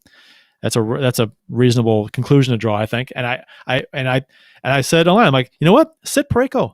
If you're going to sit Dunn, Parayko's made some bad decisions too, and maybe he's not getting sapped because he's hurt, and they know it's not like a mental thing. But if you can sit him for a week, sit him for 3 games, 4 games, whatever, and maybe get him healthier, maybe to help us play. I don't know. Or maybe it's one of those situations where, he can play. He's not going to hurt anymore, and it's not going to help him to heal faster if he doesn't play. Whatever. I'm sure doctors say whatever, but he's not been himself, and it's noticeable. And for me, it goes back to the old Barrett Jackman argument back when he was the number 1, number 2 defenseman. Every year at the end of the year, we would hear, Jackman was playing injured, and that's why he wasn't playing well. Well, then why the fuck was he playing? If he's not playing 100% and he doesn't look good out there, sit him, make him get the surgery, make him heal his injury. Bouwmeester too. Bouwmeester, same thing. Yeah, same thing with Bouwmeester. And it's just, to me, again, the defense hasn't looked good anyway. If Parayko's got an injury, sit him right now, and right now to where the Blues are sitting in first place. Right, they're still in first place, right? Yeah, tied. Yep. Yeah, tied for first. They have, they've got a Arizona tomorrow night. Sit him for a couple games and let Faulk take the mantle as the number 1 defenseman for a little while. He already has. Let him get back to speed where we know Parayko can play, and it drives me crazy because if we hear that at the end of the season, Parayko didn't play as well because he was hurt. Why the fuck was he playing? That drives me nuts. I never understand that. Like, I get that. Well, in normal seasons, it's, you don't want to sit your star players because you want to get fans in the stands. What's your excuse this year? Yeah. I mean, Jesus Christ. It'll be interesting to see what happens when Bortuzzo comes back, because they'll have an extra defenseman there to plug in. Maybe they'll sit Parayko if he's hurting, but I don't see it. I mean, if he's hurting that bad, they wouldn't be practicing him like they are now. So he's not getting maintenance days now. So I don't know what the deal is. If he's hurt, they should sit him, especially if sitting for a week. If he's not hurt, what I think would hurt him even worse. I say hurt, not hurt. What I mean is, if he's not hurt and you want to send a message to him, give him number 6 minutes.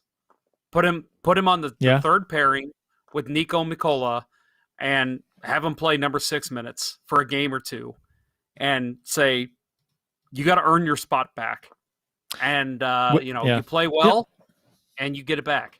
With as good as Mikola has been, and with as good as Faulk has been, if you got Krug, they'd be fine without, sit Parayko for a while. And even if it was just evenly distributing his minutes out, he's at about 25 minutes a game probably. If you just cut him down to about 18 maybe, and then you distributed those extra couple minutes between the rest of the defensemen, it's not. Is it really going to hurt things? Because I think overall, not one pairing has looked that much better than the other. Justin Faulk leads the team in ice time with 23.53 a game, and Parayko is at 23.27, so he's second. Wow. So he's logging a lot of ice time. And that's puzzling with how inconsistent he's been. I think it's the same idea for a goalie who's struggling, that you just let him play through it and he'll get through it. But if he's hurt, that's kind of the idea of Parayko. If he's hurt, he shouldn't be playing. They'd never say. They don't tell reporters. They don't tell media that stuff either. The media might notice something, but they're not going to be told if a player is nursing a secret injury. So Nick Schmaltz, brother of former Blue Jordan Schmaltz, had a nice start to the season. 8 points in 9 games after, I think he had a couple points this game. So Vince Dunn scores his third of the season 5 minutes after that to give the Blues the lead again. Good on Vince Dunn to get on the board. Because, I said, if Dunn's going to be playing, he needs to be producing offensively too, because to to make his occasional defensive issues tolerable. Yeah, and that's the thing too, is if he's gonna, again, if I want to sit here and bitch about him not tying the stick up on that first goal, that was one of the thoughts in my head when I was just, God damn it, Dunn. I'm thinking, well, now he's got to score a goal. Well, guess what? Goes out, scores a goal, and plays well offensively the rest of the night. That's what you want from Vince Dunn. So yeah, he came out, and if you want to fault Dunn on that first goal like I was, he made up for it by scoring another big one. Nick Schmaltz made it close for Arizona, scoring on a nice in-tight tic-tac-toe play as he roofed it by Bennington in tights to make it 4-3. Blues held on to win 4-3. So yeah, they made it close at the which is funny how the game started. You think it would have been the Blues trying to play catch-up, which they were. In the first period, but still, you think it would have been. I couldn't believe that the game was. What was it? Arizona was out shooting the Blues 11-1 at one time in the first period, and the Blues came back. Very seesaw game as far as shots on goal goes. The Blues came back, had the next 14 shots on net. I think the Blues were out shooting Arizona at one point 15-11, I think it was. And then Arizona outshoots St. Louis 15-6 in the final period. So really back and forth with shots on goal. Arizona wins that battle 35-29 because they did pepper Bennington in the third. Blues went 0 for 5 on the power play. Arizona 1 for 2. Since the 8-0 loss to Colorado, the Blues have done a pretty good job at putting the puck in the net, scoring 32 goals in 8 games, an average of 4 goals per game over that span, which is pretty good. The top 2 teams in the NHL are at 4.4 goals per game, Montreal, and 4.14 goals per game, which is Dallas. The Blues currently have the 5th best goals per game in the NHL right now at 3.5. Still very good. That would have actually led the NHL last season. Tampa Bay was first last season at 3.47 goals per game last year. So their 3.5 goals per game clip right now is pretty darn good. So they're putting the puck in the net. Again, that's without Vladimir Tarasenko. Yep. It helps to have a Kyrou. Imagine if he comes back at even 75%. That's going to add so much more offensive possibility for this team. It's crazy to think where they could be if they had 100% Tarasenko. Now, obviously, they probably don't go out and get Hoffman if they had Tarasenko in the lineup, but I'm just saying this offense is well-oiled without Tarasenko in the lineup, and that's saying a lot because people still consider him one of the top snipers in the league. And this is without Thomas getting going fully yet, too. He's early on in the season, the first game, he looked pretty good. Had that one fantastic pass that everybody was talking about. But since then, he's been, kind of almost invisible at times.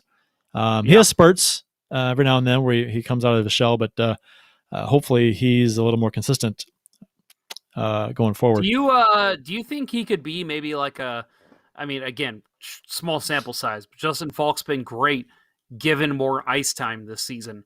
Do you think that could be the case for Robert Thomas if they started giving him first line minutes? If maybe he would come out of his shell a little bit more? Thomas is getting 14 minutes per game, even. And he's if we're talking centers, O'Reilly gets 20. So it's maybe, yeah. As long as he can handle it, if he can handle the minutes, I'm sure. Players want to play, right? They want to be out there.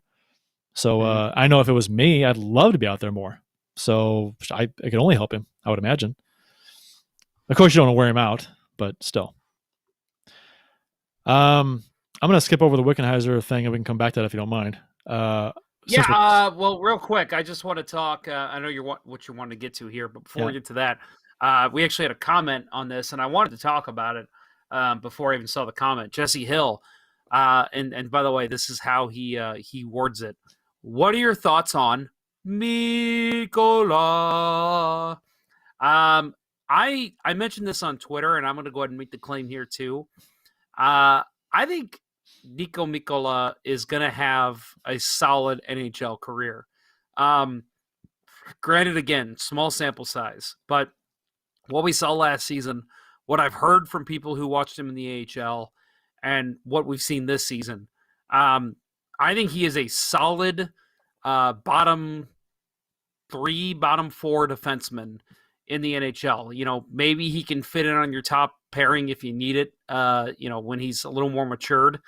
But I think he's a guy maybe like a Bryce Salvador comes to mind, or, I know people didn't like him, but Jeff Finley had a solid NHL career. Guys like that. I think he's going to have a great NHL career. Again, he's not going to be barnstorming the league. He's not going to be putting up 50 points. But I think defensively, he does an excellent job, and any coach would be happy to have him. And I think he does enough offensively to where he's in the conversation of being a good puck-moving defenseman. So I love his game so far. I want to see more of him. I think if this continues, I think in 10 games or so, as great as he's been as a Blue, I think Carl Gunnarsson might become expendable. Maybe even throw him on waivers if you want to clear some salary out. Not saying they need to do that, but just saying, you don't really need him at this point if McCullough is going to step into his spot, and Bortuzzo is going to come back. So I really like Nico McCullough, and I'm making the claim now that I think this is a guy we're going to see in the NHL for the next 10 years at least. Very solid, two-way defenseman. He was good when the very limited action the first time the Blues played him. Was it 2 years ago? I think he had a handful of games. He was good, and people were wondering, "Where's Mikkola? Where's Mikkola?" I was so he's still good. Are the Blues playing boring hockey, Jeff? Because this was brought up on Twitter. Apparently, some advanced stats have led someone to the conclusion that the Blues are playing boring hockey. So I wanted to get your take on the Blues and their play, and if they're boring to you, or what you consider boring. Because this was on the agenda for last week, but we had a guest on and we didn't have time to do it. But the comment came from a guy who writes hockey articles and for Last Word on Puck and STL Game Time. I think he's on a podcast too. So he's a very outspoken advanced stats guy. And I think that's how he forms all of his opinions on teams and players. So it's the Twitter user NHL Foley. And he said the Blues are playing the most boring hockey in the league. This is their MO, have been for years. But you ought to think breaking out of that might help quell the rocky ship. This is when the Blues were before their winning streak. They're a D first, let the rest come team. Sometimes the rest doesn't come. And he tweeted out an advanced stat chart that shows the Blues don't allow a ton of goals and aren't scoring a ton of goals. No, it's expected. Oh, sorry. Expected goals against and expected goals for are both, I guess, in the unfavorable quadrant. So they're boring. They don't allow many, and they don't score many. So, I don't understand this because we've went over this. The 3.5 goals per game that they got right now is top 5. Would have led the league last year. They're scoring goals, and that's not just recently. Early on in the season, they were talking about doing they were talking about how the team was flying and playing wide open, and Brew was asked about it, and he says, "Yeah, that's how we're playing right now. We have the players to do it, but it's not a habit we want to get into." So they've been playing kind of wide open hockey. They're allowing a lot of goals, and they're scoring a lot of goals. So I don't understand the whole boring aspect. Maybe he has a different definition of boring than I do, but the Blues. I went back since the 2013-2014 season.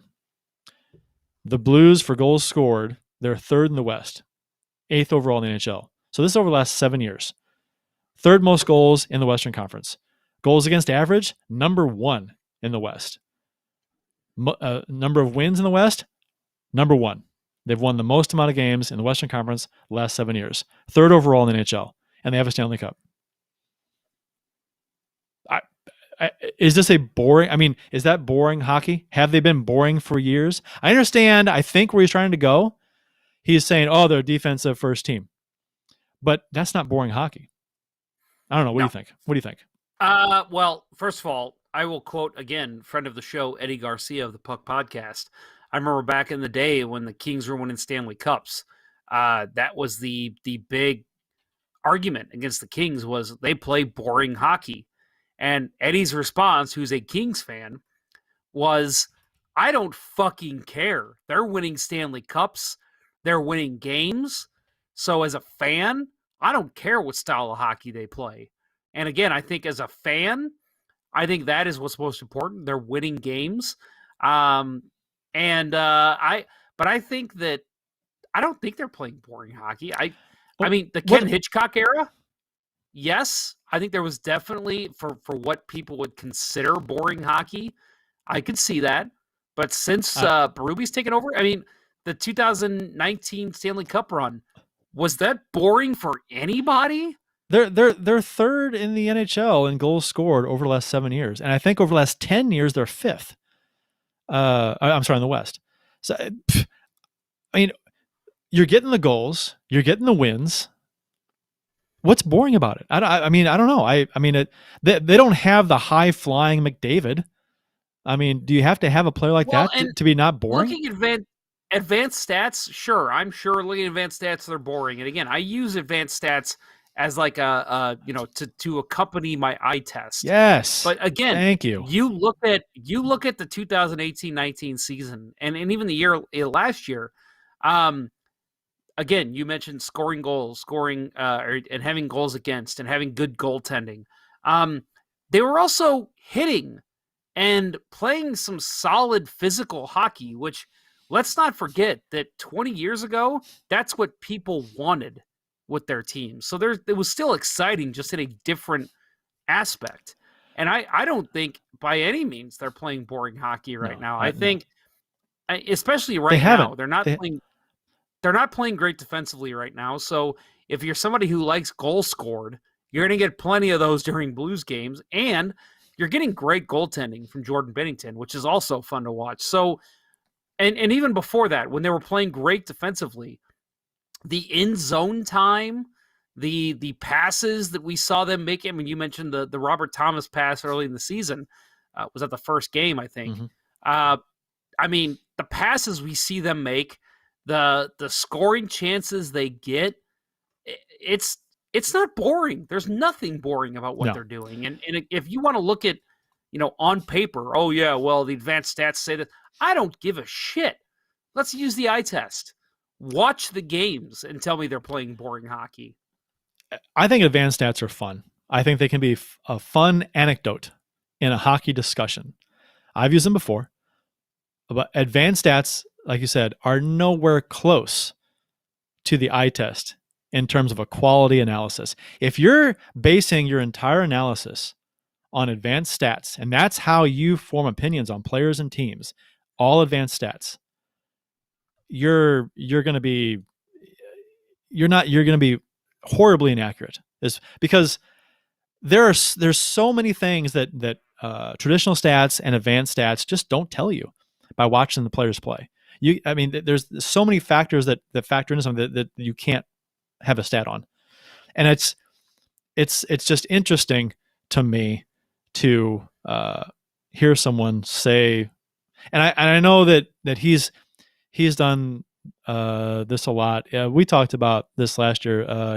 When the Blues acquired Scandella, he's the one who called out Doug Armstrong and said this was the worst move of his career. Because that's this guy, same guy, and he was using advanced stats, just all advanced stats, to say why this was the worst move that Armstrong's ever made. And Scandella's been good since we got him. He's been a good defenseman last year and this year. So it doesn't use advanced stats to help form an opinion of a players you don't watch. Maybe they can get you an idea of how they are, maybe. But yeah, I mean, this guy's a Blues fan. He watches Blues games. Watch the games and form your analysis, form your opinions that way. Don't use advanced stats to form your opinion. That's ridiculous. That you're not gonna. I mean, like I said, I like advanced stats, but my eye test overrules everything.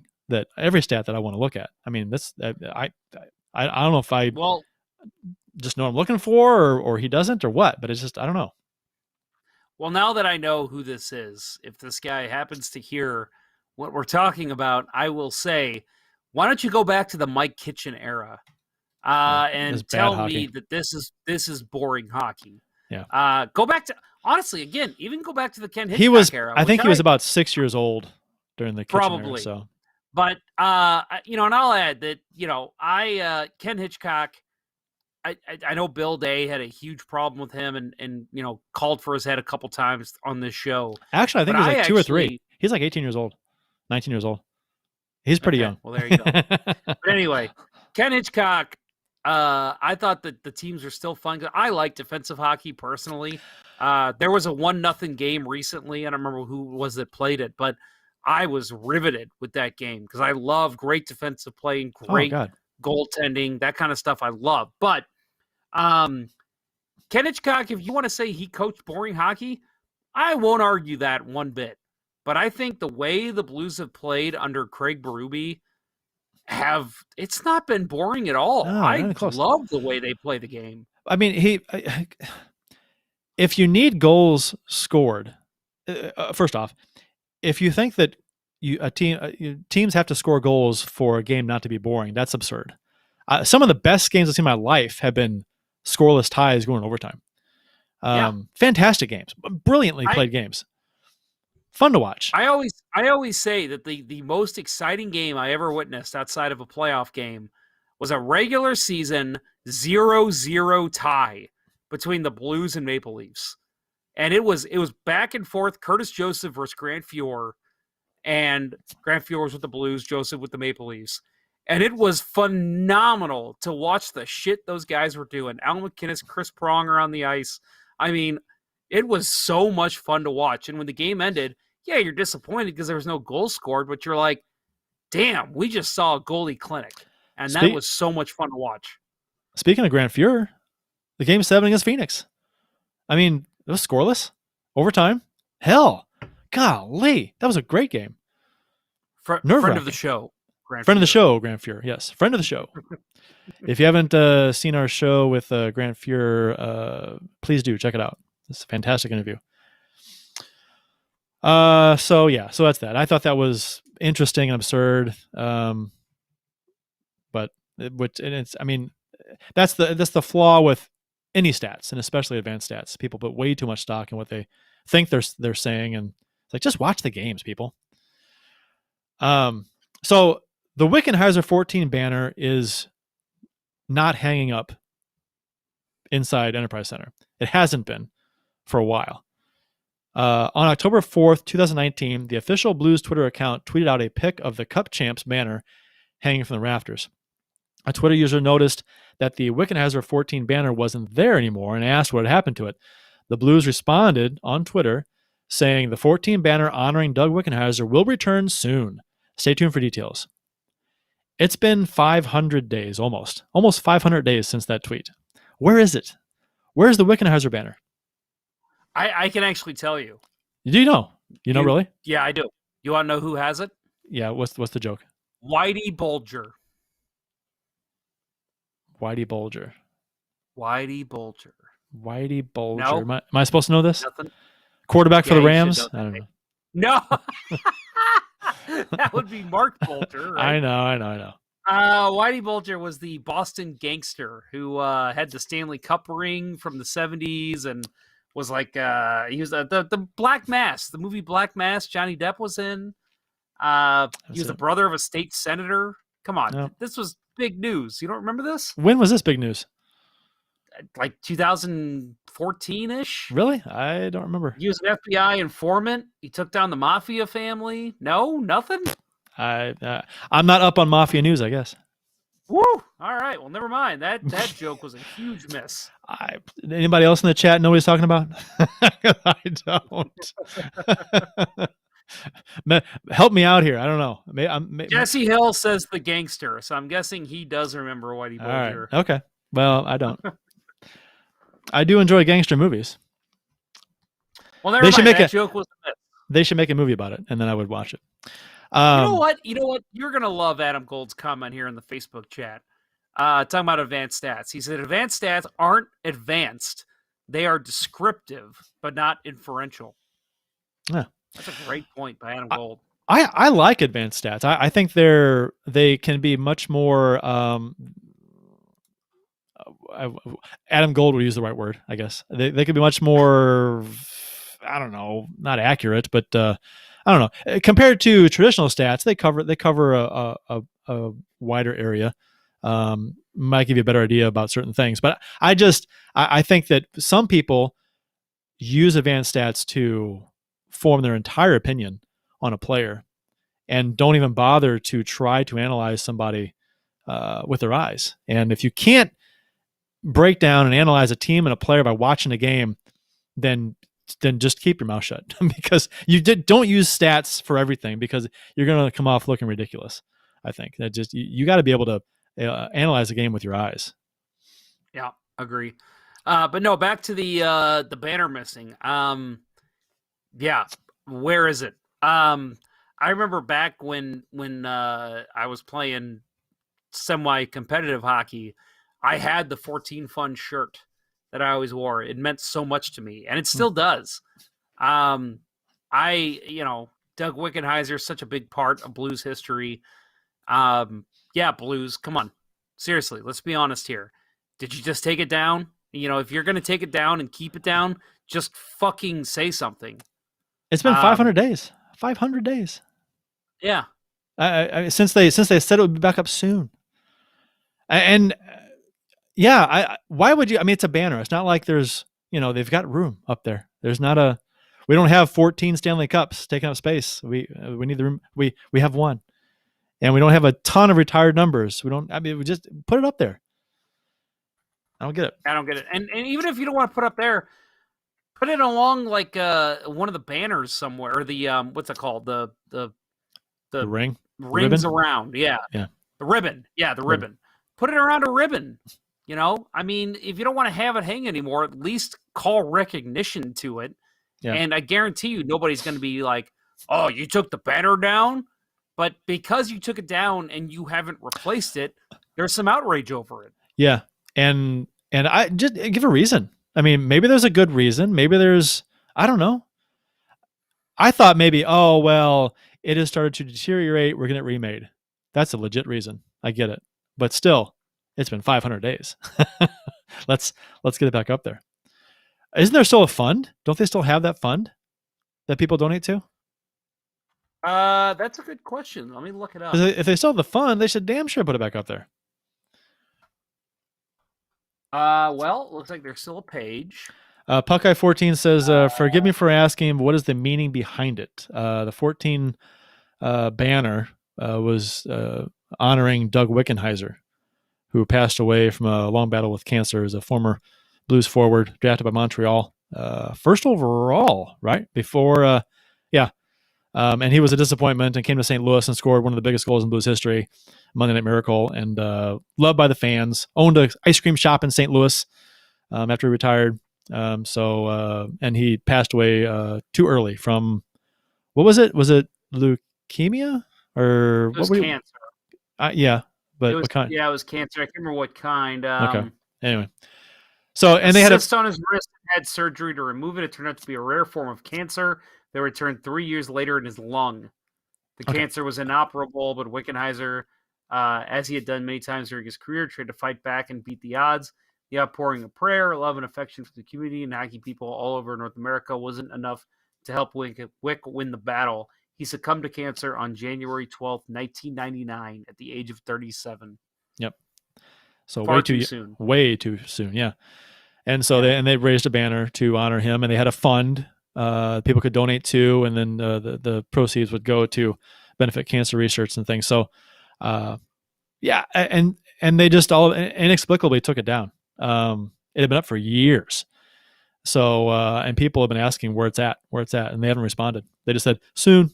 I don't know why. I'm not sure what the deal is. So, Curt, let me ask you: do you think this warrants a maybe an article on a well-known news site in St. Louis?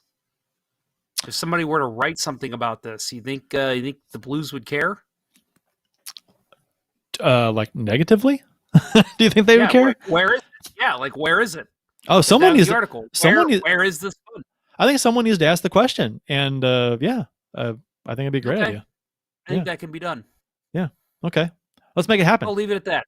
All right. Yeah. I know how I can make it happen. Cool. Sounds good. I'll be calling some of my friends in the news business here in a little bit. Yeah. I will say we need to get mentioned here in this article though about hey, Let's Go Blues Radio has asked the question, where is this banner? Actually, we got it from Twitter, and it was asked by SGL Blues History and Low Def Blues, I think it was. So, and I got it from there. So. Well, don't worry, Curt. I'm going to be the one writing it, so don't worry about that. Well. But that was the point I was making. I know. Looking up the 14 fund online, there is still a page on the Blues website, but there is nothing about like how to give to it. It just explains what it is. So I'm wondering if it's disbanded. Yeah, it might be. But the thing is, but why did they say it was going to be back soon? That's what I'm saying. Yeah. Just, if you don't want to have it up anymore, maybe just have a banner that maybe doesn't show the 14 fund, just 14 Wickenheiser honored. And then maybe you just even put it in the ribbon. So that way you're not even like honoring it truly like you are, Dan Kelly and the others. Right. Well, up next for the Blues tomorrow night versus Arizona. And then we got a big series this weekend versus Colorado. Battle for first place again. I think it'll be a running theme this season between Vegas, Colorado, and St. Louis. Battle for first place. Hopefully that the Blues are in the mix still as the season goes along. We're rooting for you guys over there in San Jose, Eric, Puck Guy 14 in the chat.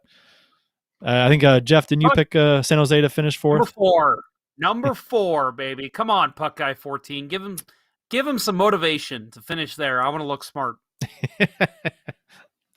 Puck Guy 14, good friend of the show, is part of the Teal Town USA San Jose Sharks podcast. So if you are interested in podcasts from other teams, give theirs a look. They do a very similar show to ours. They do the live YouTube show after every Sharks game, actually. So they go above and beyond. They're in after every game kind of thing.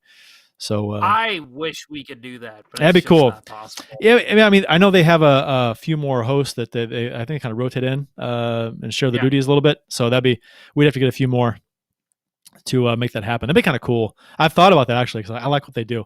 It'd be kind of fun to have something post game, not a long show like this, but something, half hour and then get off. So I would love it. It'd be fun. Maybe that's something we can talk about in the future. Maybe, yeah. I think with people supporting our sponsors, maybe that's a possibility. Support the sponsors, manscaped.com and rockinthatidlife.com. Check them out. I'll add real quick, looking at the schedule, I was wondering when the next time the Blues and Sharks face off. So obviously the Blues play Arizona Thursday night, the 4th. Then they play 2 afternoon games this weekend, I just realized. Yeah. Colorado at 2 on Saturday and then 2 again on Sunday. And then they got Minnesota, then another series with Arizona. It looks like February 18th and 20th, they will play here in St. Louis against the Sharks. And then they play them again on the road on the 27th. Let's see, 27th. And that's a one-off. So yeah, they play the Sharks one time on the 27th. So yeah, we'll have to get some Teal Town guys on again. That sounds like fun. So Puckeye 14 says you guys actually have a post game on TV and radio. We'll get you on. LOL. Do they not have post game on TV and radio in San Jose? Is that what he's saying? Wow, really? Maybe I'm misunderstanding what you're saying, Eric. But you guys don't have a post game show on TV or the radio in San Jose? Damn, that's the case. That's I don't blame them for doing a post game show every game if they don't have them, because that's absurd. We've always had that, haven't we? I mean, Oh God, I can't remember not having that. Yeah, I know. Even back in the day, remember the Midwest Sports Report that always came on after the Blues games. Yep. Midwest Sports Report. typically it was like, Blues and Pacers and anything else going on in the Midwest, but I mean, it was still a post-game show. Right. Huh. He goes, we don't even have a flagship radio station. It's all on the Sharks app. Really?